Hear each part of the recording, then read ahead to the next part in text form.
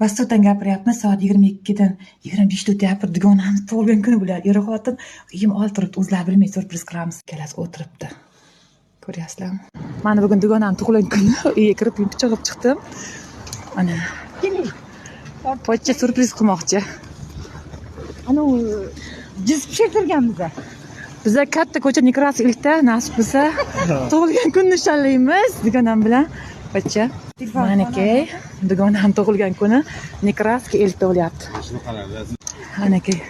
Tug'ilgan kuningiz muborak bo'lsin. Ko'cha kutganimiz qarang. Yuzla kiravering. Uray!